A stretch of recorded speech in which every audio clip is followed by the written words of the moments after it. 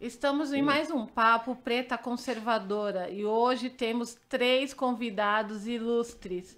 Jusilene, a Ju, que é pré-candidata a deputada estadual, o Michael, que fala sobre as pautas aí de sexualidade, e a Ana Carolina, que aí vem falar pra gente um pouquinho da pauta de feminismo. Hoje estamos preparados para pôr fogo no parquinho. Então, vou pedir para cada um se apresentar. Ju, se apresenta, fala um pouquinho de você para nós. Primeiro, muito obrigada pelo convite, viu, Ana? É Ana mesmo, né, gente? É Paula. Não é a outra, gente. Ó, corta depois. Muito obrigada, tá, Paula? Obrigada pelo convite. Eu sou pré-candidata a deputada estadual agora. Eu já tenho aí durante bastante tempo na vida privada, nunca estive na vida pública para absolutamente nada, enfrentando pela primeira vez aí essa luta, né, na política. E para a mulher é uma coisa bem difícil, mas graças a Deus a gente está aí, tá indo bem, graças a Deus. Tenho uma empresa, uma construtora, né? E eu sou formada em economia, estou cursando direito e acho que o básico é isso aí. Michael, pode se apresentar, meu querido. Olá, boa noite. Aqui é o Michael, uma oportunidade de estar com vocês aqui, falar um pouquinho sobre a perspectiva da sexualidade dentro desse universo da sociedade atual e também que exista as questões que estão envoltas aí, a questão cristã, por que não? E alguns dos direitos que muitas vezes estão sendo violados, não apenas da perspectiva cristã, mas de outros tantos cidadãos que, independente das suas ideologias, muitas vezes são violadas por ideologias que são impostas. Entendemos ideologias como possibilidades e que todos têm o direito de dialogar, mas quando isso é imposto, aí já não há um diálogo, não há assim todo um retrocesso dentro da nossa história. Enquanto professor de língua portuguesa, enquanto colaborador de outras áreas também, as quais sou e de formação, estou aqui à disposição para podermos dialogarmos sobre essas e outras pautas que estão interligadas.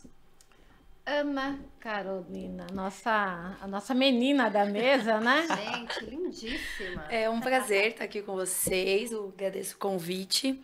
Eu sou professora de História para 6º e 7º ano, então muito corajosa. Sim. E eu também sou mestranda, eu pesquiso políticas públicas de enfrentamento à violência sexual contra a mulher. Então, essa questão do feminismo é algo que eu já venho estudando desde a minha graduação, quando eu trabalhei a questão da cultura do estupro e a relação com produtos culturais. É uma temática bem delicada, para dizer o mínimo. Então, bora, pôr fogo no parquinho. Michael, fala um pouquinho para nós sobre a sexualidade hoje. Qual é a dificuldade que nós enfrentamos? Principalmente conservadores, né? Porque a gente não está podendo falar mais nada. Porque tudo hoje é judicializado. Sim, a sexualidade ela tem muitas percepções dentro da própria psicologia. Não existe ainda, existe correntes e vários psicólogos e várias referências que vão trazer nuances sobre percepções da sexualidade. Mas até hoje, em termos científicos, existem muitas duelos, muitas contradições nas concepções de sexualidade. No cenário atual do século XXI, existem muitas pautas que se utilizam da sexualidade de forma mercantis, utilizando as propagandas, os meios de comunicação, não com foco, muitas vezes, de aprofundar e trazer um diálogo sobre essas diferenças, mas muitas vezes como impor a minoria diante de outra. E é sempre importante que seja exposto as partes, nunca uma imposição. Então, a partir do momento que existe uma intolerância, seja ela religiosa, seja ela ideológica, eu não estou trabalhando a questão do respeito, estou violando. Então, a questão do banheiro são pautas polêmicas, mas que impõem e violam o direito do outro. Então, se é para ter um terceiro banheiro, ok, há um respeito das partes. Agora, impor a este que não está no seu processo ainda de maturação, a este que tenha que engolir certas situações, eu estou violando o direito desse outro. outras questões também que abrangem as questões educacionais da nossa sociedade. Eu não entendo, e dentro da concepção do próprio ECA e outras instituições que foram todo um processo de luta, muitas vezes há um retrocesso. Como que eu, enquanto instituição, posso obrigar que crianças em processo que estão ainda de maturação, de conhecimento, que ainda não têm uma concepção direta, fazer escolhas que venham trazer prejuízos futuro, a questão da troca de nome e outras tantas pautas que hoje, muitas vezes, está sendo violado o direito desse sujeito que está em processo ainda de escolha. Então, quando as mídias, os processos midiáticos, muitas vezes trazem uma gama de situações para envolver esses adolescentes, ou principalmente crianças, ou mesmo adolescentes que estão em processo ainda de concepções, isso é um retrocesso de prejuízos para esse cidadão. Realmente. Violação dos direitos, né? Sim. Dessa criança, né? Dessa família também. A família às vezes está ali criando, né, da forma como eles acham que é uma forma correta, da forma cristã. Aí chega na escola e tem essa vai imposição. tudo por água abaixo. É uma imposição mesmo que eles fazem. E realmente de uma minoria. Quantos por cento dessas crianças realmente vão usar esse banheiro? Então, Freud e tantos outros trouxeram dentro de grandes concepções da psicologia, Lacan e outros tantos, trabalharam muito bem essas questões, mas nós temos também psicólogos e outros pensadores do cotidiano que também pensam. Então, não é trazer, isso é uma concepção apenas conservadora. Não, não se trata de conservadora, se trata de uma legalidade, de toda uma perspectiva histórica, de uma legislação que tem que ser respeitada. Eu não estou falando que não tem que ter o direito assumido, ou seja, se existe a necessidade, essa família concebe, e a legalidade de uma comunidade que tem um terceiro banheiro, ok, está sendo assegurado. Agora, violar o direito de um grupo em torno de uma minoria, ambos precisam ser respeitados. Então, a questão do banheiro nessa perspectiva. As questões que legam sobre a questão das propagandas. Há décadas que tem uma Constituição. Por que essa Constituição foi surgida? A partir de uma série de estudos dentro da própria psicologia, mas não apenas a ela, a questão de ciência. O que é ciência? São métodos que são comprovados, reorientados, e essa pesquisa, seja ela séria, ela vai ser feita de modo que vai ser reaplicada e vai trazer dados comprovados. Eu não vou trazer um artigo, um pensamento e trazer como ideologia e comprovar aquilo como ciência. Então, muitas vezes não está tendo uma seriedade e está tendo um desrespeito em colocar que é ciência. Então, quando é ciência, existe toda uma comprovação científica. Sim. E isso é passado por dados, não é algo aleatório, ou seja, o meu entendimento e dizer que é ciência. Então, muitas vezes observa-se isso. Em quais sentidos? As propagandas, as mídias, todo um comércio que muitas vezes verbaliza e não utiliza esse direito da criança. Então, nós observamos hoje o cenário midiático não tendo respeito em termos de faixa etária. São conteúdos que estão ali violando, não é o direito dos conservadores, é o direito de toda uma sociedade, é o direito de crianças que muitas vezes não têm poder de escolha naquele momento. Sim. Ela está sendo abusada em várias perspectivas de um conteúdo que não é condizente à sua faixa etária em termos psicológicos, em termos de concepção, pois ela está em processo de maturações que não é condizentes. E aí, muitas vezes, você observa isso na TV aberta, na TV fechada, e muitas vezes a violação dentro do próprio Estado enquanto instituição. Carol, fala para mim, o que você acha dessa pauta do feminismo também dentro... Porque o feminismo também é assim, está sendo uma imposição, né? Que nem o Michel está falando para nós. Nós estamos, nesse século, nesse momento, estamos sendo impostos, né? Todos esses direitos aí, os nossos direitos não estão sendo respeitados. Como você também fala para nós da pauta do feminismo? É bem complicado, né? Eu tive contato com o feminismo principalmente na faculdade e eu fiz pesquisa lá e eu tinha as minhas opiniões enquanto cristã. E todo mundo olhava meio tipo, mas você faz história, como que você faz história e você tem essa opinião? Eu falei, então, né? Porque você tem que assassinar um termo. Você vai fazer história, então você tem que opinar isso, isso e isso. Não pode divergir. E durante muito tempo eu fui estudando.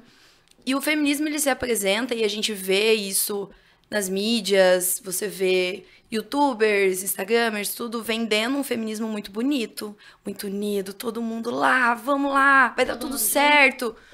E eu, em algum ponto, eu cheguei a comprar muito essa ideia. E aí eu fui estudando mais, e daí eu vi que existe o movimento feminista negro, e existe o movimento feminista lésbico, e existe o movimento feminista das mulheres brancas. E assim, e cada um vai defender a sua ideia, no final ninguém fala nada com nada, ninguém vai para lugar nenhum. Então eu comecei a ver que se vende uma ideia, você força aquilo, em meninas principalmente, de que você vai ser livre, de que você pode fazer o que você quiser. E não é bem assim as coisas. O próprio movimento feminista, cada um vai pro seu lado. Aí você vê uma esquerda vendendo muito, comprou muito essa pauta, mas quando você puxa o histórico do movimento feminista, os grupos esqueci o termo. Mas durante muito tempo a esquerda não aceitava as mulheres, porque via a mulher como algo inferior. E daí você tem todo hoje um movimento de não, vamos lá, mulheres. E tem um artigo da Nancy Fraser que ela fala muito do perigo do feminismo com o neoliberalismo, no sentido de que se vende isso e tal, como se estivesse resolvendo, mas não está resolvendo nada. E cada um fala, e no final das contas só tem gente querendo vender livro e camisetas e ficar muito bonito. E eleger. Partindo dessa sua fala, legitimidade, você não acredita, Paula, Ana, desculpa, que muitas vezes é utilizado de forma oportunista uma necessidade que é legítima, porque todos esses movimentos no seu surgimento, as suas bases, são minorias que consolidaram dentro de algumas questões que foram processos assim, de ganhos, mas que em algum momento da história pessoas usam essas pautas por questões políticas em termos de voto, por questões de oportunismo em alguma perspectiva, mas que, na verdade, se você for consolidar dentro da própria história de tais movimentos, logicamente eles tiveram grandes avanços, mas esses avanços, muitas vezes, outros pegam bagagens dentro dessas pautas. Você vai ver isso muito próximo dentro do feminismo, GLBT que se une dentro de algumas perspectivas. Não sou contra este ou aquele. Eu só penso que, a partir do momento que eu utilizo uma pauta de um grupo e não represento, aí existe toda uma questão de perigo. Algumas situações, quando muitas vezes é discutido sobre qualquer uma dessas pautas, existe uma intolerância sobre o pensamento em algumas perspectivas. Ou seja, eu sou feminista, eu sou GLBTQ+, mas a partir do momento que eu discordo de algo que foi colocado que não me representa, eu já sou totalmente... Você perdeu o seu título. Isso. Eu lembro, no ano passado, eu fiz uma disciplina sobre interseccionalidade, né? E daí, mais mulheres, e se discutir um texto de uma autora feminista. E aí eu lembro que eles criticaram muito a igreja evangélica. Porque a igreja evangélica cala a mulher, que não sei o quê. E aí eu parei e fui pensar. Falei, não, tá... Eu falei, gente, mas quando você vai numa igreja evangélica, quem tá ensinando normalmente são mulheres. Verdade, a maioria. 90% assim, Camila, entendeu? Você vê a igreja evangélica dando muito espaço para as mulheres falarem, ensinarem e uma série de coisas. E eu falei, então como que você vira e fala que uma religião cala mulheres? E é sempre um discurso muito... Essas pautas, elas têm muito uma fala de vocês generalizam demais. Eu posso falar também da pauta, né, sobre intolerância, porque é uma pauta que eu vivo, né, que é o movimento negro. Sim. Então aqui nós temos aí um mix de pauta. Sim. Porque toda vez, quando eu falei que ia votar em tal candidato em 2018, gente, eu fui achincalhada na rede social. Por quê? Porque eu sou negra, porque eu sou mulher E votando no candidato de direita. Você tá louca. Absurdo, você Não, não me pode. chamaram de burra. Mas assim, não acredito, você é uma pessoa tão formada, como você pode ser burra? Então, aí foi quando você falou aqui, eu me identifiquei total, quando você falou assim, olha, a pauta feminista, porque quem falou isso pra mim foi uma mulher.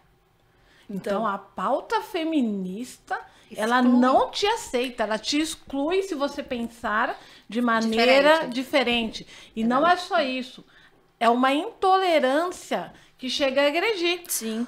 E eu falo isso porque se eu, como negra, Agride falando de amor.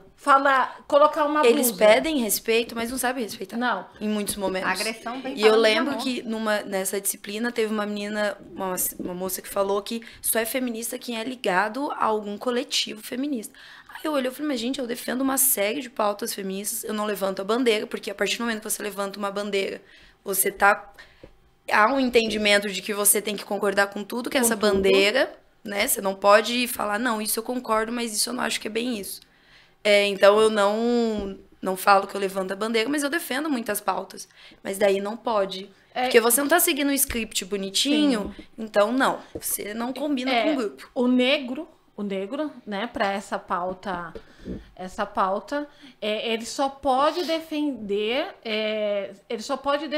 que ele é pobre, que ele vem da periferia, que isso é uma realidade, e que ele precisa de cotas.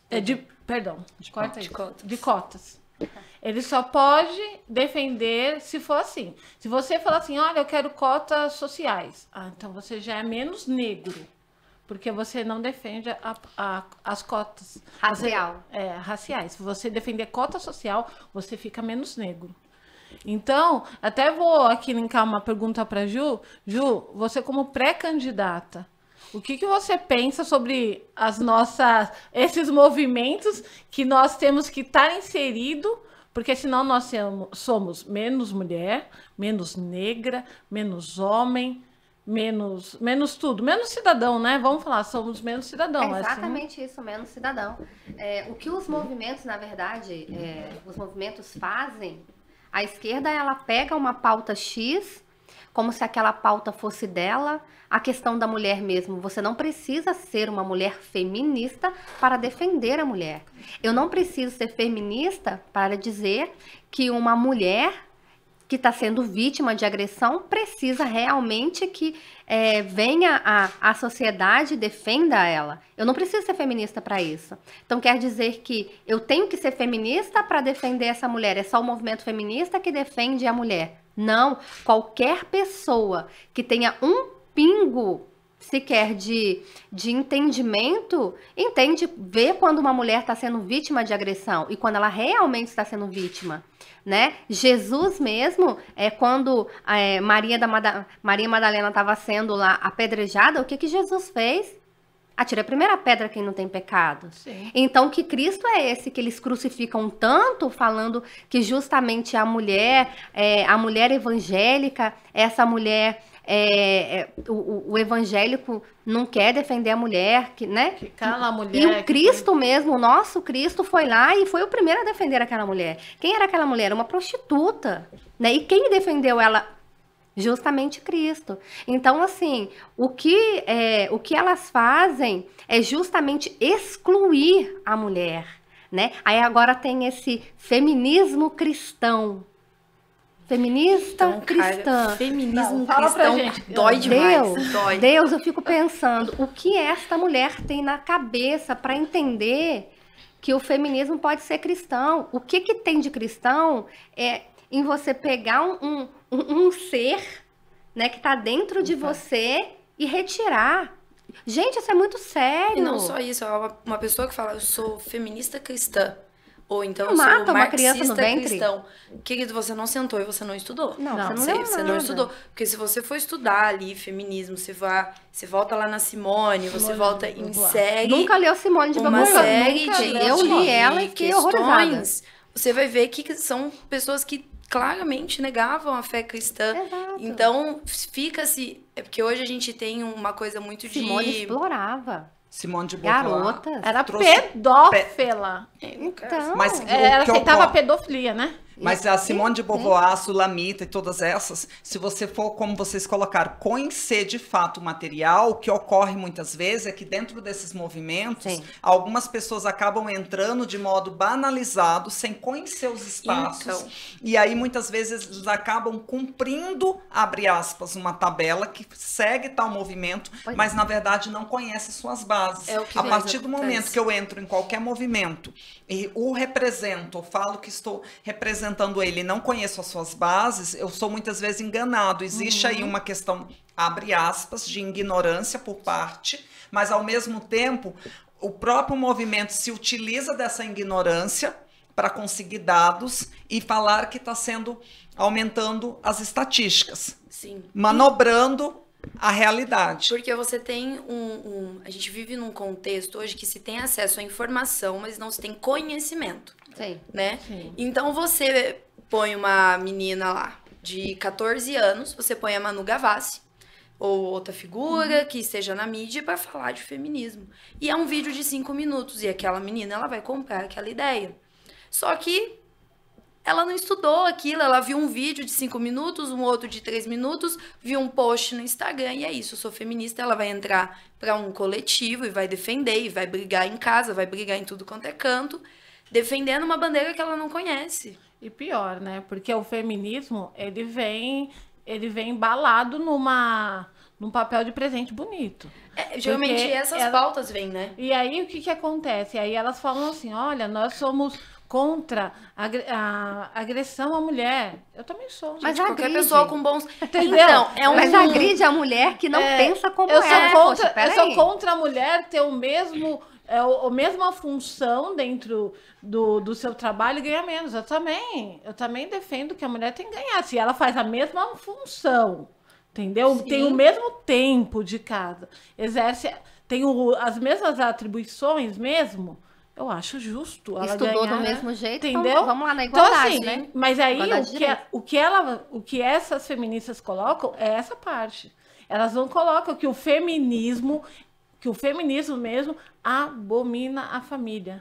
Não, e mais do que isso, o feminismo que se vende é o feminismo da mulher, poder trabalhar, a mulher, não sei o quê. Pode Só trabalhar, que sempre quando pode. você pega o feminismo negro, ele vai falar, então, mas as mulheres negras sempre trabalharam. Sim. Então, esse feminismo que se vende é um feminismo branco de classe média. E daí você vai vendo essas nuances, você fala, gente, não tá defendendo Exatamente, ninguém. o feminismo branco de classe média. Que vai ser vendido para meninas Muito brancas bem, de classe é. média também. Exato. E daí outras acabam comprando. E elas não têm uma consciência da condição dela. E compram uma ideia que não tem nada a ver com ela. E vira um caos. Esses dias, né, eu conversando com uma menina negra, ela falou assim, mas Paula, você não defende a mulher negra, a solidão da mulher negra? Eu falei, Solidão? mas a mulher branca também não sente solidão? Só a mulher negra tem solidão? Não, porque nós somos abandonadas. Eu falei, mas eu conheço muitas amigas minhas, mulheres brancas, e que elas também foram abandonadas. Essa da E solidão, essas eu manobras vou de falar tornar um vitimismo que não é legítimo e trazer dados que não são legais. Sim. Então, dentro desses discursos, cadê o embasamento de modo científico? Sabemos que a ciência, ao longo da sua história, Vamos ela falar de sempre ciência, vai estar então. utilizando grandes contribuições, mas vemos hoje uma ciência que muitas vezes ela é comprometida pelas suas bases de financiamento dessas pesquisas. É algo muito sério, mas mesmo assim, quando é feito uma ciência de forma verídica, que tem todo um embasamento, que foi feito esses estudos reaplicados, que tem bases sólidas, porque não é uma pesquisa feita aleatoriamente, para trazer um intuito, porque muitas vezes a gente vê esses desserviços para a sociedade. Por questões de campanhas, eu vou lá, contrato uma pesquisa que não foi feita de forma cientificamente dentro da universidade, com toda uma perspectiva, etc., e coloco como pesquisa. E aí, como a colega Ana colocou perfeitamente, se eu não tenho conhecimento, se eu não tenho embasamento sobre a questão história, sociológica, sobre isso, eu levo como verdade. Hoje, infelizmente, nós, enquanto professores em sala de aula, vemos essa necessidade e algumas políticas que vêm contra. Vamos lá, nós pegamos hoje a questão da grade de língua portuguesa. A grade de língua portuguesa hoje, dentro do projeto, tem essas perspectivas que vão contra, dentro da própria história da língua e o número da redução das matérias. Ou seja, a aula de língua portuguesa hoje dentro de uma PEI, do Programa de Ensino Integral, que é uma pauta, reduziu a aula de língua portuguesa, ou seja, são 3 aulas de língua portuguesa. Aí eu observo, dentro desses... Na prefeitura não é muito diferente, São não. 3 tanto, aulas de língua portuguesa? Tanto projeto, tanta durante coisa. a semana? 3. Não, pra mim também. Eu sempre tive 6 aulas. Na prefeitura ainda portuguesa. consta como 6, mas existem tantos projetos de... Enfim, alguns até válidos, outros eu tenho minhas críticas, enfim. Mas no final das contas, português mesmo, Exato, porque História para tem você três. tornar um cidadão consciente dos seus direitos e deveres, perpassa por um processo de conscientização leitora. Se eu tenho um sujeito o qual tem um conhecimento precário, logicamente ele vai ser abargado, ele vai ser submergido, ele vai ser submetido a qualquer que seja as ideologias, pois ele não tem compreensões elementares, basal, para fazer esse conhecimento dos seus espaços de fala, dos seus espaços de pertencimento. Fazer uma leitura crítica mesmo das coisas, né? Eu acho que isso que tem faltado muito. Eu acredito muito nos movimentos, eu acho que eles têm pautas legítimas, e houve conquistas através da ação deles, mas existe hoje, é o que a gente tinha falado antes, né? Pessoas se aproveitando e vendendo e ganhando em cima disso de uma forma assustadora. E corrompendo mesmo, crianças que compram esse continho de fada. E aí eu trago uma questão também, que esses movimentos que muitas vezes perde-se ou utiliza tantos debates assim que não chega a ponto nenhuma, repassar e percorrer esses espaços de necessidade dentro dessas comunidades. O universo GLBTQ+, onde se tem políticas que se pensa sobre o GLBTQ+, que vivencia suas práticas, que estão em situações vulneráveis, que precisam de auxílio. Não vejo nada sobre a questão da velhice, sobre essas pessoas que emergem sobre as perspectivas de dados estatísticos sobre doenças. Doenças essas, não estou falando que seja apenas desse universo, mas as vulnerabilidades que estão em torno destes. Eu não vejo políticas que realmente trabalhem de modo sério a questão das pessoas que foram submetidas por toda uma politicagem, submeter-se à cirurgia e os dados reais do que ocorre após tais cirurgias. Eu não vejo trabalhos significativos em relação ao respeito a estes que realmente se identificam como tal e políticas que venham trabalhar o respeito. Eu vejo imposições, romancear, de modo romanceado, mas assim, induzindo crianças e adolescentes que estão em processo de construções de percepções, que ficam muitas vezes muito mais em dúvida sobre tudo que eles percebem.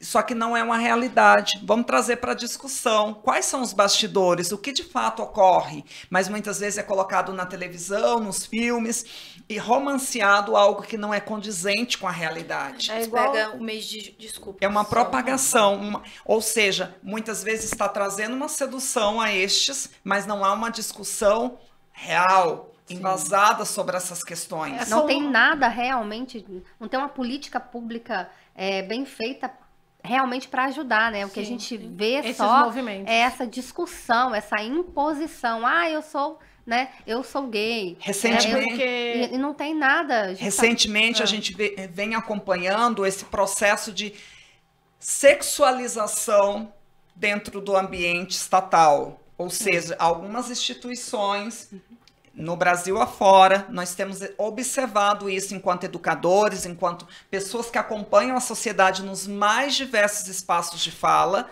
essa sensualização, seja muitas vezes em exposições abertas ao público, que não é condizente com aquela faixa etária, seja pelos meios midiáticos, seja no material que muitas vezes é produzido a estes, ou seja, pode-se dialogar, mas tem que ser pertencente à faixa etária. Existe um estudo que é trazido pela própria psicologia, por outras ciências, que é condizente à faixa etária desse ser. Agora, quando eu trago uma sexualização impertinente à sua idade, eu estou trazendo prejuízos. E quem paga essas consequências? A geração atual... A própria sociedade vai pagar no futuro essas consequências.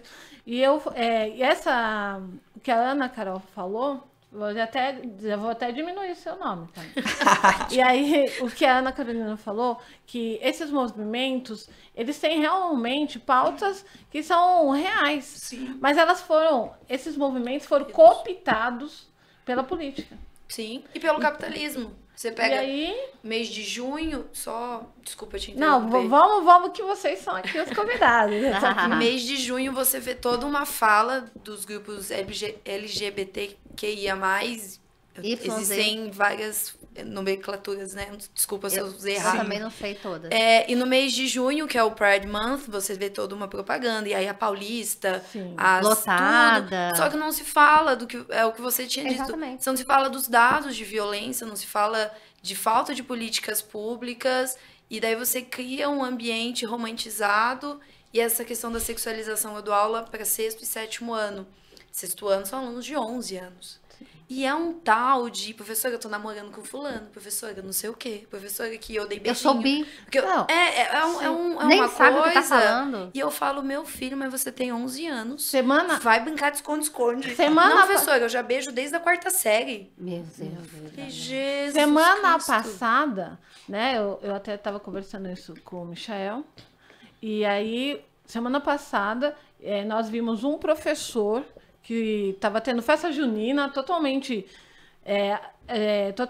fora do contexto. O professor subiu, colocou um funk lá e começou a dançar com crianças, tinham 10, 12 anos ali, mas aí tinha 12 anos, e começou a dançar Na festa de junina. forma sensual, né? Uma mãe reclamou ainda. Então você vê a sexualização, a sensualização dessas crianças é precoce.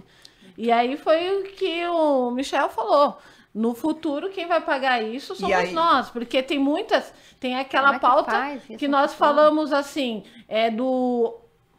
da menina de 11 anos que teve Meu que Deus. interromper a gravidez, né? De princípio, estava se achando que ela tinha sido violada, e depois viu que ela tinha um relacionamento com o irmão de 13 anos e que era foi consensual. Ali E é um até absurdo em cima do mesmo outro, né? os Não, pais aquilo ali tá um sabiam. absurdo. E como é que deixa chegar numa gravidez de 7 meses? E aí entra na questão, 7 como meses. vocês mesmos estão colocando, ou seja, existe uma preocupação que não é apenas das pautas, abre aspas, conservadoras, são questões de direitos, são prevenções que as Exatamente. medidas públicas, muitas vezes do SUS e de outros, não têm campanhas sérias para trabalhar o preventivo. Ou seja, existem campanhas de sedução romantizadas sobre pautas, mas que muitas vezes não traz o aprofundamento. Ou seja, se houvesse um trabalho mais eficaz nas políticas, que trouxesse a questão da prevenção, que trouxesse a discussão sobre essas prevenções condizentes às faixas etárias, não haveria muitas vezes, como existe um incentivo muitas vezes a questões que não são pertinentes, a questão da faixa etária, as condições desses adolescentes e crianças que não têm condições em si sociológicas, psicológicas, em termos biológicos, de fazerem escolhas. E muitas vezes essas escolhas estão sendo feitas por outros. Isso é violação dos direitos. E outra coisa que você falou, né? Estão sendo feita por outras. Nós vimos aí algumas cantoras que hoje, para mim, evoluiu, foi para a parte pornográfica, né? Aí você vê quem são os agentes delas? São homens. E elas falam sobre o feminismo. Elas falam assim, não, eu sou feminista. Quem escreveu aquela música? Foi um homem. Eu estava estudando esses dias, né? Uma das cantoras aí, que vai lá pro palco, que vive na pauta feminista, mas ela é comandada totalmente por homens. E aí ela vende isso, o público dela é de 12 a 20 anos, ela vende isso como se ela fosse ela detém o direito de falar totalmente sobre o feminismo. É só ela que detém esse direito, ninguém mais pode falar, né? Aí eu olhei assim e falei, gente, como as coisas elas são uma hipocrisia tão grande que nós estamos vivendo. Por isso que eu comecei esse canal, porque eu vi uma realidade que 70% dos jovens cristãos, quando eles vão para as faculdades, eles deixam totalmente a fé cristã. Sim. Porque eles são cooptados por por esses movimentos. E eu acho que, como uma jovem cristã que foi para a igreja, que foi para a faculdade, e realmente eu me iludi muito com a ideia do feminismo, eu comprei muito essa ideia, e depois Deus foi abrindo os meus olhos, eu fui estudando e fui entendendo. Eu acho que falta nas igrejas falar disso, porque colocou-se uma ideia de que, não, isso aqui não é assunto. Igreja se fala de Bíblia e só de Bíblia. Eu falei, mas gente, Bíblia fala de tudo. Bíblia, ela fala da condição da mulher, Bíblia, ela fala questão de raça, ela fala de tudo. Então, por que a gente não pode? E daí, quanto cristã, que fui estudar questões de feminismo, eu lembro que muitas pessoas cristãs me criticaram. Você não devia estudar isso. Isso aí eu acho que não vai dar. Não, gente, a gente precisa sim de cristão. Como é que você vai entender se você não estudar? Você precisa de cristão estudando e produzindo uma outra perspectiva sobre aquele tema. Entendeu? E isso é uma coisa que no Brasil tem começado a entrar, mas quando você pega países como Holanda, já existe uma produção muito significativa nesse sentido, e é algo que eu tenho buscado estudar, de realmente beber nessa fonte de alguém, falar de questões de sociologia, de filosofia, de uma perspectiva cristã, porque tem, sabe? Lógico. Deus é detentor de todo o conhecimento, de toda a criação. Então, por que o crente não pode sentar e estudar o feminismo, estudar a opressão da mulher a partir de uma cosmovisão bíblica? Se você pega em Gênesis, você vai ver que a origem da opressão da mulher é o pecado. Sabe? Feminista tá aí brigando, quebrando pau em tudo. Ai, porque foi com a propriedade privada. Ai, porque foi assim. Ai, porque... Não, gente, foi com pecado, simples, pronto. Gênesis já diz, tá fechado. Exatamente, foi através do Essa sua fala é muito pertinente, Paulo, e a gente observa que existe essa necessidade, essa lacuna muito grande no nosso país, mas que, graças a Deus, em escalas menores, já existe algumas perspectivas de mudança. Não vou citar aqui questões de denominação, mas existem escolas que trabalham com essas pautas. O Avalanche trabalha com as perspectivas de tribos urbanas, que vai abranger dentro da perspectiva cristã essas questões. A Êxodo Brasil, que faz um trabalho surpreendente, que não é tão divulgado justamente por questões de perseguições do movimento LGBTQ+, e outros movimentos que não aceitam a dialogação de algumas perspectivas. Mas existe o Avalanche, que é em Vitória, existe a Êxodo Brasil, que faz seminários sobre questões diversas, sobre sexualidade, não só sobre a sexualidade à luz da palavra diretamente, mas abrangendo também sociologia, porque a sociologia trabalhada dentro das escrituras, ela é muito pertinente, e outras tantas ciências que vêm a somar. E existe também alguns trabalhos que logo são ainda passos sobre a questão de trazer dentro do discipulado essas questões, porque o jovem, o adolescente, ele precisa dentro da própria igreja local ter esses momentos de escuta ativa, escuta reflexiva sobre essas pautas, porque caso eles não os tenham, a universidade, os outros espaços acadêmicos irão ensinar de uma maneira errada para esses jovens. Sim, né? E essa foi a ideia. A minha ideia, quando eu vi isso, eu falei, eu tenho um filho. E uma hora ele vai. Eu e o meu esposo, nós damos, né, todo o conteúdo, todo o embasamento. Nós trabalhamos com ele, à luz da palavra, todo tipo de assunto. Mas aí eu falo, é meu filho. E os filhos dos outros. Sim. Porque, às vezes, a gente quer viver como uma ilha. Mas quando a gente não passa o conhecimento para as outras pessoas, nós vamos viver em uma sociedade doente. E, na verdade, acho que a nossa sociedade, ela já está doente, porque os cristãos, eles entregaram de bandeja. Eu sou mestranda, vou ser cientista, né, pesquisadora. Então, eu vou falar muito dessa área. Entregou de bandeja a área científica, principalmente das ciências humanas. Você até tem, né? Você vai ter nomes na parte de biologia, na parte de química, tal, astronomia. Mas cadê historiador crente? Cadê sociólogo crente? Sabe, alguém produzindo, alguém falando, alguém orientando os jovens que, olha... Tá, existe essa perspectiva, mas também existe essa outra perspectiva. E aqui nós temos, assim, a parabenizar o seu trabalho aqui como Preta Conservadora, que traz essas pautas para discussão, que são iniciativas extremamente importantes. Dentro de São José dos Campos, a gente tem algumas editoras que têm... dentro da questão cristã, da pauta cristã, mas também conversando com essa parte da ciência, sociologia, entre outras tantas que são extremamente necessárias. A editora Fiel, que traz algumas literaturas extremamente pertinentes. Também é ótima. A Cristã no Brasil também é editora cristã, que traz algumas literaturas bem pertinentes, e outras iniciativas que a gente observa, não apenas em São José dos Campos, mas pelo Brasil afora. São iniciativas que ainda precisam ser expandidas, mas existe já um despertar sobre isso. E como você bem colocou, Verdade. essa discussão, porque toda vez que existe uma oportunidade como essa de estarmos aqui dialogando sobre essas pautas, eu creio e tenho certeza que o Senhor está conduzindo meios para que esteja expandindo e cada vez mais, cada qual de nós vemos a questão da corresponsabilidade, ou seja, todos têm responsabilidade dentro desses espaços. Por muitos anos, nós dizíamos assim, religião, futebol e política não se discute. E a igreja deu as costas. E assim que a gente chegou costas. A igreja deu as costas para isso. Sim. Mas louvado seja o Senhor que hoje está tendo um despertar. Sim. E muito já tem se falado sobre as igrejas, várias denominações, etc. A igreja a qual eu acompanho, a Paula e outras tantas, já tem aberto para isso. Sim.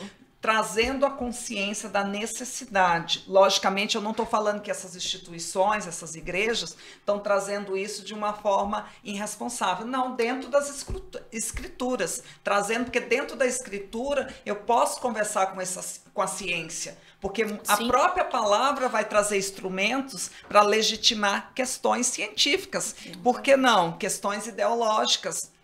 Mas aí é necessário esse diálogo. Se Deus criou tudo, Deus nos deu capacidade, por que ciência e fé vão ser inimigas?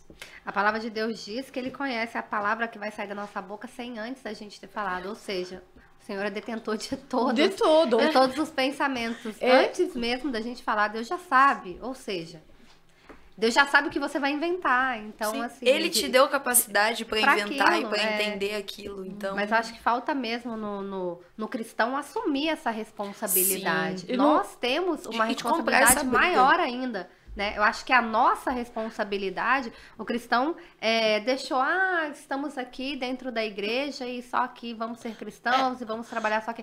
Tá errado, gente. Tem que ir lá fora e tem que lutar. Eu digo uma coisa, eu sempre falo isso justamente para mulheres, né? Porque as mulheres realmente são formadoras de opinião. Né? A mulher aquilo que você falou é muito verdade. Que a mulher é ela que ensina. Dentro das igrejas. Pega o ministério infantil, gente.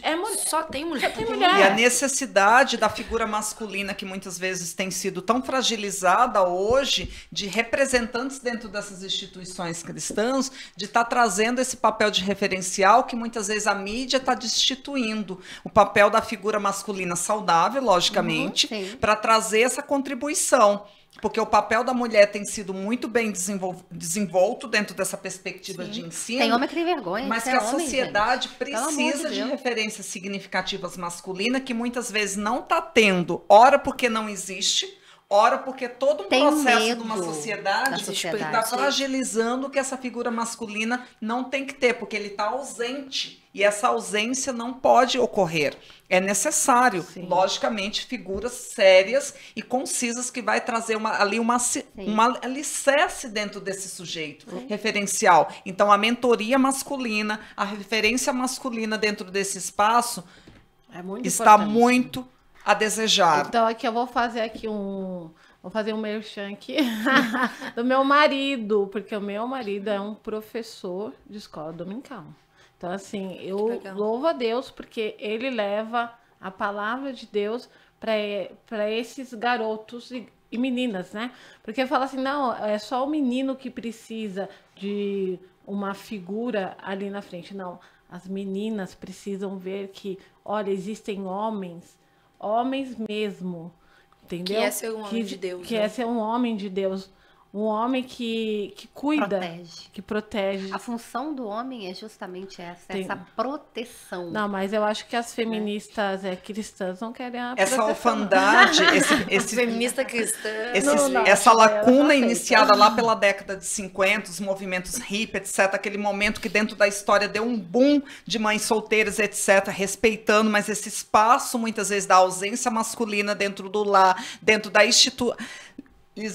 no sentido de tutoria, porque existe a necessidade, ninguém vai substituir o outro. A figura masculina, ela tem essa necessidade dentro da formação do sujeito, isso é trazido dentro da psicologia por vários psicólogos, entre esses o próprio Freud, outros tantos, traz sobre essa perspectiva, e dentro da história, algumas pesquisas também vai comprovar essa necessidade, e isso é algo que muitas vezes a sociedade fragiliza, seja nas mídias, seja nas novelas, seja no seriado, ou seja, é uma intensidade de desvelar esse sentido normativo, ou seja, a família normativa já não tem mais espaço dentro dessas percepções, porque tudo tem que ser desconstruído. Então é dentro desse processo de desconstrução da sociedade, onde não existe a figura masculina como algo positivo, muito pelo contrário, as instituições, a televisão, os midiáticos têm trazido muitas vezes uma fragilidade com a figura masculina, e com isso, qualquer sociedade dentro da sua história, você vai observar dentro dos períodos históricos, quando se fragiliza parte desse alicerce, toda uma destituição vai ocorrendo, vai dizimando todo um processo de ganhos. É lógico que houveram erros, não estou dizendo que não teve erros, mas esses erros podem ser restituídos, mas não é abalando a figura masculina que totalmente nesse sentido de anulá-la que a sociedade vai conseguir êxito. Por isso que muitas vezes, né? Por isso que muitas vezes a gente conversa falando assim, eu sou conservadora, porque eu quero manter aquilo que deu certo. Eu quero manter. É que existe uma compreensão errada do que é ser conservador, né? Conservador agora. Perdão, então. Não, Carol, pode. Não, porque o conservador, ele não quer manter exatamente igual, ele quer manter o que funcionou, cara. Funcionou. Ele não é alérgico à mudança, ele só acha que você não tem que destruir a casa e fazer tudo de novo. Pô, se o alicerce tá bom, pra que eu vou derrubar e fazer de novo? Mas não é só o que a gente vê hoje, não é só destruir e construir algo novo. Eles querem tirar o telhado, colocar no alicerce aqui. Não, é totalmente uma inversão. Porque não entra num acordo nem como tem que construir a coisa, né? Porque é realmente uma torre de Babel. Em que todo mundo fala, cada um vai para um lado, não se constrói nada. Exatamente. E vira um caos. Voltando até ao movimento negro, eu tava pensando aqui, né? Eu posso colocar uma blusa falando negra, vidas negras importam. Eu não posso colocar. Se você colocar, de repente, aonde na verdade, eu não posso nem falar que vidas negras importam, porque eu não sou negra. Então... Mas aí entra na questão do local de fala. Sim. O lugar de fala não é apenas daquele que pertence diretamente à vivência de tais experiências, mas daquele que se sensibiliza, que tem empatia sobre. Que sensibiliza sobre aquele assunto. Exatamente. Ou seja, o outro não é porque você não tem nenhuma questão direta. É claro que a vida negra importa, todas as vidas importam. Exatamente. Só que é lógico que daí a gente tem todo aquele cuidado. Eu não sei o que é ser uma mulher negra. Sim. De fato, não sei, não vou fingir que sei. Mas isso não quer dizer que eu não possa defender. Ser sensível àquela questão. Mas o movimento, às vezes, é tão agressivo. Se eu colocar assim, aquela blusa aqui que tem 100% black. Vai você colocar uma blusa 100% branca, 100% white. Vai colocar. Você apanha na rua, porque vai falar, como? Tá colocando. Isso daí é racismo. Então, o racismo, ele existe, é lógico que existe. Existem pessoas que são muito racistas mesmo. Né? A gente olha às vezes, mas por que. Gente, nós somos todos iguais. Né? Não tem essa de, porque eu sou branco, porque eu sou negro. Quer dizer que porque eu sou negro, eu tenho que ter uma cota racial. Mas aí tá ali uma criança e a outra criança. Tem um negro e um branco.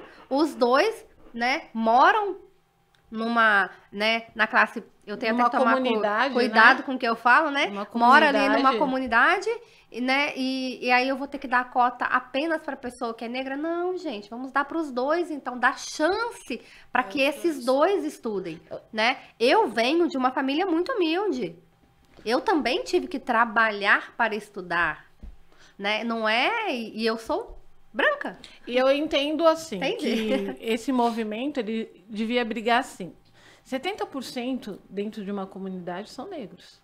Negros, pardos, não são. Então, a grande maioria das cotas seriam para quem? Para os negros. Então, vamos brigar não por cotas, vamos brigar por cotas sociais. Porque esses 70% dos negros que são pobres, eles seriam assistidos. Mas as outras crianças que são brancas e socialmente não tem como, elas também vão ser assistidas. Sim. Eu falo isso, não adianta falar para mim, mas hoje você tem uma faculdade, fez uma pós, né, foi fazer um mestrado. Não adianta você falar isso para mim, porque eu falo assim, eu vim da cidade de São Paulo, mas de uma região muito, muito pobre. Eu vim da periferia mesmo, eu vim da Coab 2. Ali era uma região muito pobre. E eu contei a minha história num dos vídeos, que eu e meus irmãos tinha dia que não tinham o que comer, vivia em situação de miséria. Então eu cheguei até aqui, entendeu? Eu cheguei e eu sei que a criança negra, ela pode chegar até aqui também. Pode, com entendeu? toda Não certeza. fazendo a distinção, mas se eu for olhar, se esse movimento for olhar para uma pessoa negra, eu falo, eu cheguei aqui. Ah, mas isso daí pode ser que seja uma exceção. Não, eu saí de casa cedo. Eu também sou uma exceção, então. Então eu sou Nesse caso, eu né? sou a Não tá exceção. dizendo que é fácil, né? É, Só não tá é dizendo fácil. que Não é não é impossível. Que não é não impossível, que nós podemos. Então, esse movimento, que nem eu estou falando do movimento negro, ele tem que. Eu acho, né? Isso daí é uma coisa que eu penso, isso daí é particular meu. Que nós podemos defender. Pode, a defesa é legítima. Né? Eu conheço a minha história, eu conheço a história dos negros, mas nós podemos defender de maneira inteligente. Não que eu estou dizendo que as pessoas, né, são burras, não. De uma maneira assim, vamos levar a cota, o que mais que eu posso levar? E trazendo condições e meios para que ele possa ser inserido dentro que ele desse possa ser contexto. inserido. Aí fala assim, a maioria das mulheres abandonadas são negras, mas nós somos a maioria, em relação à maioria das mulheres brancas. Então, assim, estão enganando as pessoas, estão falando, nós somos a maioria, tá, mas é porque nós somos a maioria realmente. Então, E mas por que as mulheres são abandonadas? o que eu vou Grande esquemar? parte Tá se deve ao fazendo- feminismo. não tá se E fazendo não é pergunta só séria. isso. É que assim, se leva aqui, ele dá aula em escolas de periferia. Ele acabou de falar. Diminuiu a quantidade de aulas de português. E aí, colocando em consideração Como é que a a gente outras instituições, como que eu vou garantir o direito deste em termos de competir no mercado de trabalho? Ou seja, as A condições vão ser base está sem desvalidas. estrutura. Isso. Exatamente. Se a base está sem estrutura, aí você pega aí um colégio particular e um colégio público, né? Olha as aulas que tem num colégio particular e as aulas que tem num colégio público. E aí, quando- Como é que eu vou colocar E não em é pé uma de questão igualdade do depois? professor, porque muitas vezes o professor Não, dá aula o no professor colégio. sofre. A questão, não, eu digo assim, é o mesmo professor muitas vezes. Sim. Só que você tem uma estrutura curricular, uma estrutura de horários. E aí a gente Tem ali retorna... 10, 15 alunos num colégio particular e num colégio E aí a gente público, retorna quantos à tem? questão de um retrocesso 40. histórico, onde num certo período no nosso país, no Brasil, nós tivemos uma escola que era voltada para a mão de obra das fábricas. Exatamente. E hoje, o século XXI, se você pegar algumas perspectivas de algumas instituições, de algumas políticas atuais, está trazendo um currículo escolar Totalmente. voltado para Ideologia. essa. Aí eu coloco qual o direito desse sujeito de ter escolhas, de fato, eu quero concorrer para a universidade, curso técnico, ou seja, ele fica preso numa única possibilidade, porque o currículo já o traz não para que ele possa ter condições, isonomia ou direito de todos de concorrer também com a universidade, caso seja o seu desejo. Se ele quiser ser empreendedor, Sim. que tenha condições, mas se eu não tenho no basal as condições mínimas em termos de língua portuguesa, matemática, não desvalendo as outras matérias, todas são importantes, mas se eu não tenho a base... Português e matemática é importantíssimo, E é eu lembro essencial. que na faculdade eu fiz um trabalho falando sobre o acesso ao ensino superior no Brasil. E daí falando que muitos até entram. Só que a faculdade é 4 anos, 5 anos. E daí o aluno ele tem que sair, porque ele trabalha e estuda. Então, uma hora não dá como. Muitos porque ele dos não meus tem colegas de a... trabalho de faculdade saíram da sim, faculdade. comigo também. Eu Ele comecei também. a faculdade com 50 pessoas, eu me formei com 10 Sim. pessoas. Ele não Foi tem muito a difícil. base de conhecimento para acompanhar as leituras. Você pega leitura de história, pô, você vai ler autores Bourdieu, você vai ler autores extremamente técnicos, então você tem que ter um conhecimento ali de língua portuguesa, de interpretação absurdo. E aí, diante desse mercado, muitas vezes, algumas instituições, por novamente retomando a tais políticas, precariza todo um processo, como a gente está vendo a questão do Enem, sim, que por uma questão política tem que ter um índice alto, está sendo feita uma série de reformulações, as quais garante o direito de inserir dentro da universidade, mas manter-se, muitas vezes, como você mesma colocou, não é possível. Manter sem base, como? Ou ele faz uma instituição muito precarizada, entendi, chega no mercado de trabalho e não tem as condições necessárias. Ou seja, mais uma vez, ele está sendo desvalido, está sendo sabotado, sim, dentro do seu processo. Ju, essa sabotagem mesmo. O que você me fala dentro... Você está entrando agora no meio político, né? Nós colocamos aqui todos os... né, todas as nossas preocupações em relação, sim, a isso, né, da base. O que você acha, como você pensa em relação a isso? A primeira coisa que eu acho que nós teríamos que fazer primeiro é voltar a ter disciplina dentro da sala de aula. E quando eu estou falando em disciplina, eu estou falando do respeito, sim, mesmo do aluno ao professor, porque o professor não consegue... ele até tenta, né? Me corrijam se eu estiver errado, estou aqui diante de dois professores. 50 minutos de aula, 20 minutos fica quieto, ouve, então, senta. Não tem. Então, assim, essa história do professor, dele mandar dentro da sala de aula, e quando eu estou dizendo mandar, sim, ele é a autoridade maior ali dentro. Foi tirada essa autoridade do professor. Então, eu acho que a primeira coisa que tem que ser resgatado é essa autoridade do professor dentro da sala de aula. E aí você me fala, como é que a gente vai fazer isso? Educando esses jovens a partir da educação dentro de casa. A valorização deste professor. Eu, antigamente, se eu chegasse dentro da minha casa e falasse assim para minha mãe, mãe, a professora me bateu. Eu ia apanhar da minha mãe. Por quê, Jussiane? Porque se a professora te bateu, é porque aconteceu alguma coisa. Eu não tô falando que o professor tem que bater em aluno, não é nada disso. Mas o que eu tô falando é o seguinte, o professor chega e fala, o seu filho tá fazendo isso. Meu filho?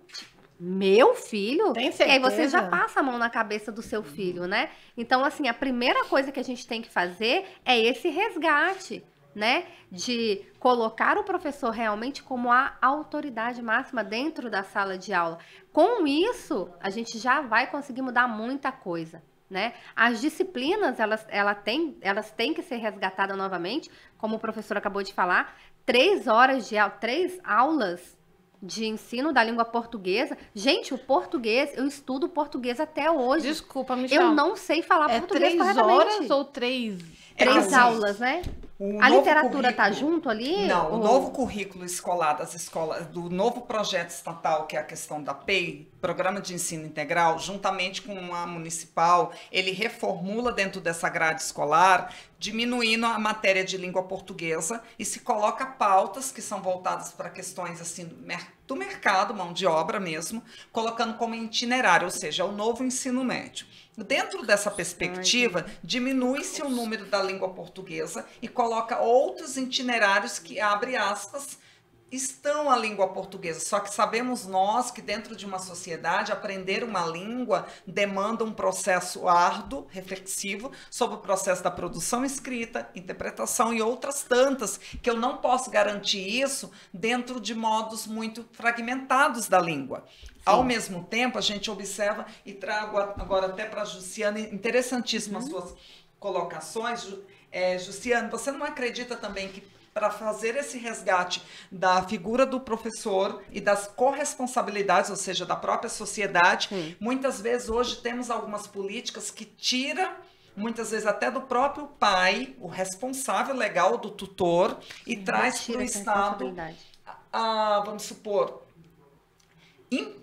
interrompendo questões que são próprias da família, questões até de direitos. Sim. O adolescente, vamos supor, se ele se sentir constrangido, porque o seu tutor, o seu responsável, está impondo a ele algumas regras, Eu não estou falando de violência, eu estou falando de regras, de limites. processo de educação. Sim, regras. Ele pode recorrer aos órgãos de proteção, que eu não sou contra, eu acho que o ECA, o Estatuto da Criança e do Adolescente, Sim. ele tem uma grande relevância dentro da sociedade, mas eu estou falando de limites. Eu vejo uma sociedade atual, a qual os limites, muitas vezes, ele está fragilizado, mas qualquer processo de construção de uma pessoa que está ali exercendo seus direitos e deveres, perpassa por questões de regras. A sociedade, quando ela perde esse processo de entendimento de regras e passa numa dualidade do direito, sem observar seus deveres, ele vai se tornar aquele cidadão que não vai respeitar o direito do outro, seja no seu trabalho, seja enquanto sua profissão. Sim. E muitas vezes ocorre isso na escola. Eu Não tenho- pode ter uniforme. Pode falar. Não pode usar uniforme. Não pode ter... muitas vezes, está sendo violado, está constrangendo. Mas quando ele tem esses Não pode meios, usar uniforme. não tem horário. Não posso exigir tanta questão da perspectiva do horário.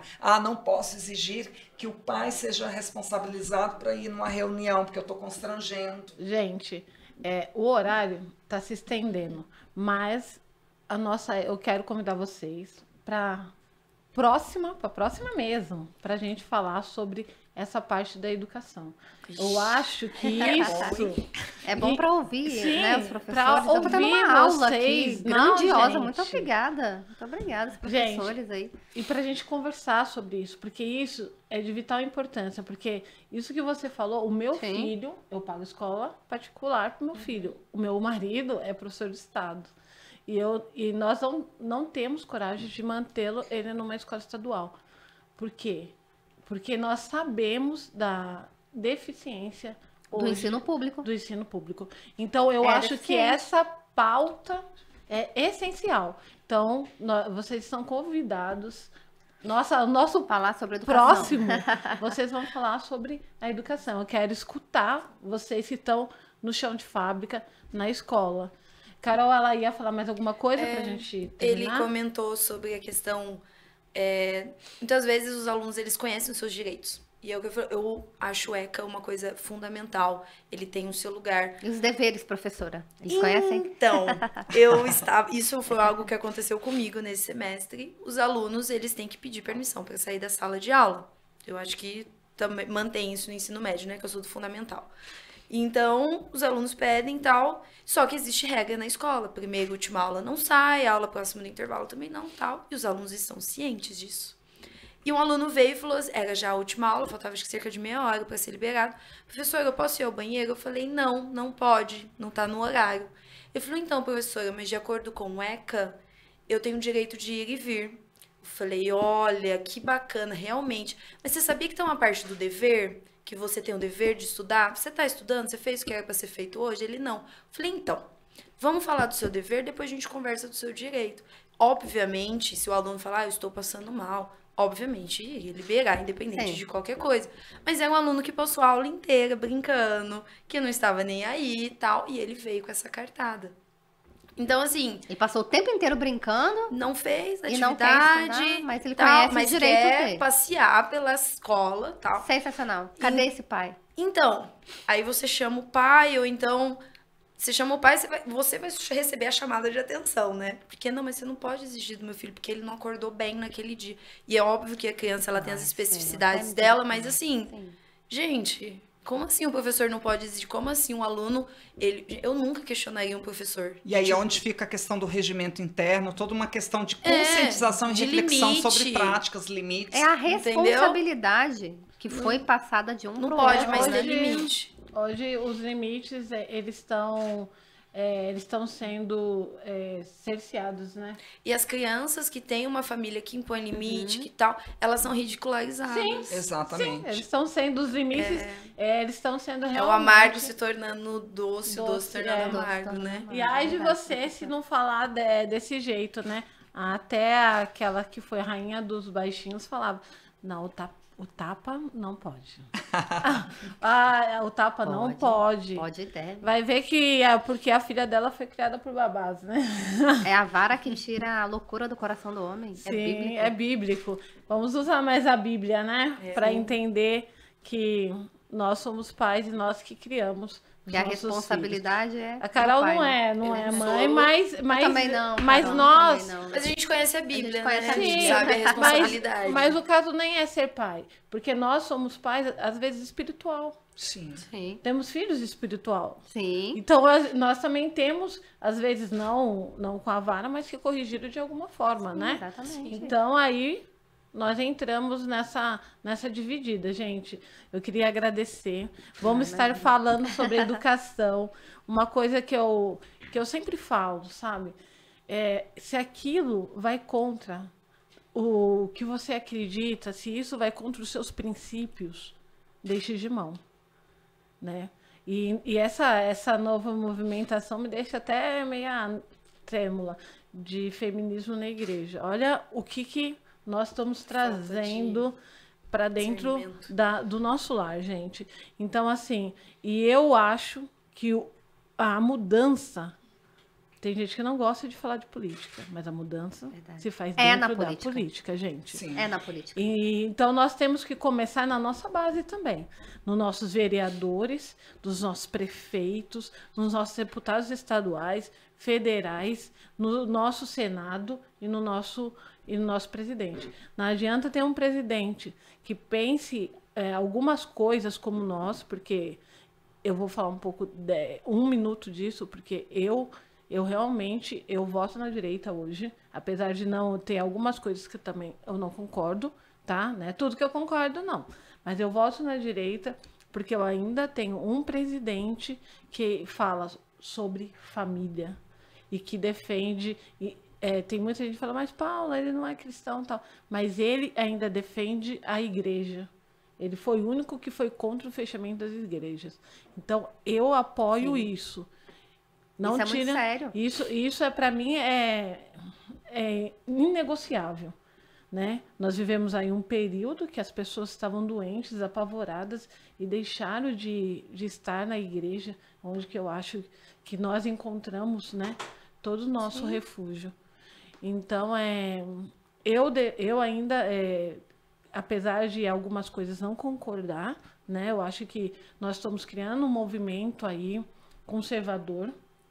Não digo que vai ser com essas peças, mas é assim que começa. É dessa forma, onde nós colocamos os nossos pensamentos. Sabe quem coloca o pensamento? A professora, o professor. Exatamente. Entendeu? É a nossa base. Assim, a operária como eu, né? A Ju, que está começando a entrar aí no campo da política. É assim que nós começamos a mudança. Foi assim que foi lá atrás. É assim que é agora. Então, nós Gramsci disse, não precisamos... tomem quartéis, tomem escolas. Então, e é lá que a gente tem que estar. Nós precisamos começar um movimento e uma conversa, né? Eu falo assim, daqui a pouco a Carol... Gente, eu preciso de uma representação. Olha a Carol, a menina é super articulada, conhece, está estudando. Jovem, cristã, antifeminista, historiadora. Meu Deus. Olha, que é isso? Aí, vocês não tinham enxergado isso ainda. É possível, olha, meu Deus. o Michael. Ele, o Michael. Maravilhoso. Olha, gente, então, sabe, nós precisamos começar a conversar para ter pessoas que nos representem ali. Entendeu? Então, eu acho que esse é o começo, esse é o movimento. E eu queria agradecer muito. Eu não pedi para dar like, mas, gente, dê like, se inscreva, por favor. Compartilhe. Isso daí é essencial para chegar nas outras pessoas. Exato. Né? Eu não gosto de pedir isso, mas tem que só pedir. vai chegar. Gente, compartilha. Só vai chegar dá like aqui, ó. Se as pessoas começarem a compartilhar. Gente, Lógico. muito obrigada, muito obrigada.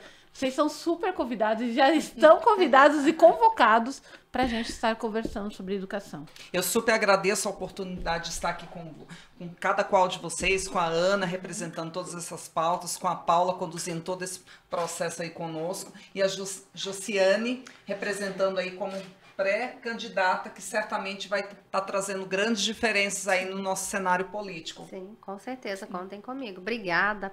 Imagina, eu que agradeço pelo convite, vocês. pela aula, professor. Gente, Carol, que Paula, apaixonada. gente, eu sou apaixonada por professores. Eu sou de verdade apaixonada por professores, porque tudo que eu tenho na minha vida, tudo que eu aprendi, foi um professor que me ensinou. Tive a minha mãe como minha primeira professora, né? E os meus professores da escola, então eu acho que isso é fundamental na vida da gente. Professores, vocês têm todo o meu respeito. Muito obrigada, Ana, maravilhosa. Obrigada, Paula. Já deu essa aula aí pra gente falando do movimento negro, então sensacional. Muito obrigada. Contem comigo. Foi um prazer estar aqui, ter essa conversa.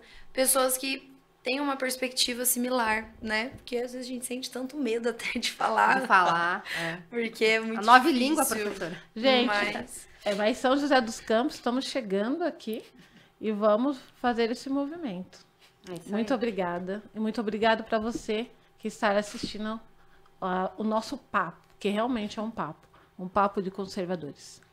Esteja colaborando aí, dando like e fazendo com que esse trabalho possa propagar cada vez mais. Isso depende muito da importância de vocês poderem estar compartilhando aí e dando like aí para cada vez mais ter novos espaços como este. Sim. É isso aí. Bora lá, gente.